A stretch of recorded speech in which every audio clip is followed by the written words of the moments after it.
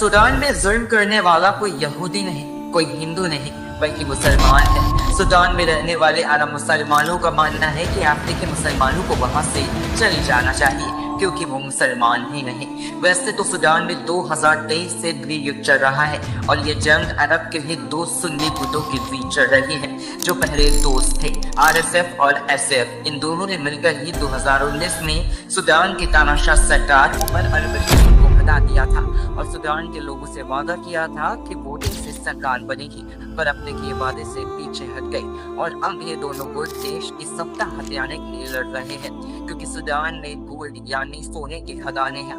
अल जजीरा के वोट की माने तो ये जंग अब ताकत की नहीं बल्कि फिरकों की जंग बन गई है। अब रंग देखकर मुसलमानों को मारा जा रहा है और सबसे ज्यादा जुल्म कर रही है आरएसएफ, जिसको साथ मिल रहा है यूएई का। यूएई गोल्ड के बदले आरएसएफ को हथियार, ड्रोन और गोला बारूद दे रहा है ताकि आरएसएफ अफ्रीकी मुसलमानों पर जुल्म जारी रख पाए।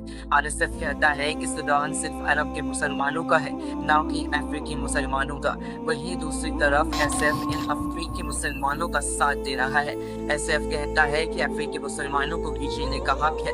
आरएसएफ गुंडे हैं और इस्लाम का नाम लेकर लूट रहे हैं। आरएसएफ जबरन सूडान के उन गाँव में घुसता है जहाँ अफ्रीकी मुसलमानों का बसेरा है।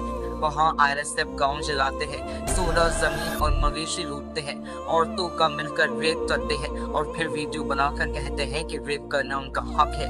10-12 साल के बच्चियों तक को नहीं छोड़ा जा रहा। उनके भाइयों को उनके सामने जिंदा जला दिया गया, गले काट दिए गए और फिर बच्चियों और औरतों को गुलाम बना लेते हैं। छोटे छोटे मासूम लड़कों को या तो उनकी आंखों के सामने काट देते हैं या लड़ने के लिए भेज देते हैं। उनके बुजुर्गों की तारीख खींचते हैं और कहते हैं कि खुद को जिंदा दफन कर लो।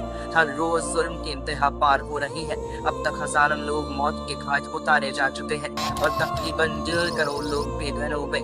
बच्चे भुखमरी से जूझ रहे हैं। एक अफ्रीकी बाप मरते मरते अपने बेटे को वीडियो कॉल करता है और उनसे कहता है कोई हमें मुसलमान माने या नहीं माने, तुम दब अल्लाह उसके रसूल का साथ मत छोड़ना।